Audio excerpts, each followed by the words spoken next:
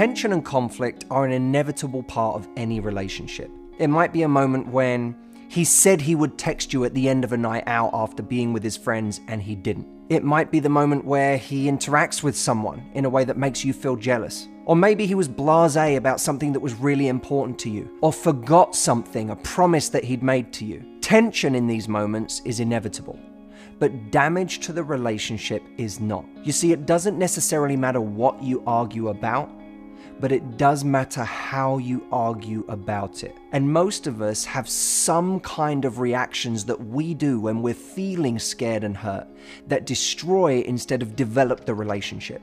I want you to take a moment to be really honest with yourself and think about what yours are. What's your pattern? I'll name a few and I want you to see which of these you relate to. Number one, we go silent. When our partner does something we don't like, we go into ourselves and we give them the silent treatment. Number two, we storm off. We make a point of getting out of their vicinity, not giving them a chance to talk to us, but instead just disappearing. Number three, we label our partner. Instead of saying that was a selfish thing you did, we say you're a selfish person. Four, you make the argument black and white. He's wrong, you're right, and there is no room for interpretation or for listening to both sides of the argument. Number five, instead of communicating with him, you simply vent to your friends, often vilifying him in their eyes in the process. Or number six, you go on the attack with vicious comments that are designed to inflict pain, not solve problems. What we have to remember about these reactions is that they are reactions to fear. Fear that we're not enough, fear that we won't be loved, fear of abandonment, or fear that we chose the wrong partner in life. When we're afraid, we do crazy shit. Why? Because we're all a little fucked up. We all are.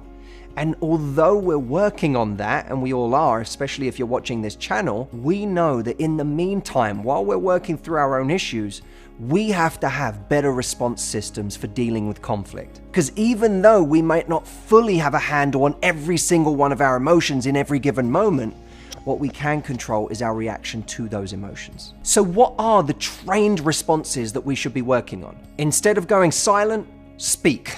Instead of disappearing, stay and solve. Instead of labeling your partner and denigrating their character, focus on the behavior you didn't like. Instead of making things black and white, allow for nuance in the argument. Allow for complexity. One of my favorite phrases in life is, why can't both be true? Why can't it be true that something he did was selfish and also that he didn't really mean to be, or that maybe you overreacted in the moment? Why can't both be true? Instead of going to your friends with a propaganda campaign on how badly he acted, choose one person or two people that are grounded, that help you organize your thoughts, and then go back to him to talk. And use restraint with the kind of words and phrases and attacks that tomorrow you will wish you could take back.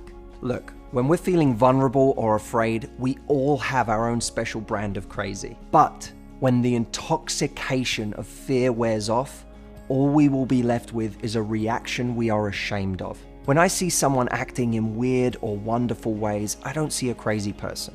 I see someone who's scared. But what we have to be big enough to realize is that relationships are made or broken in the moments of conflict and tension.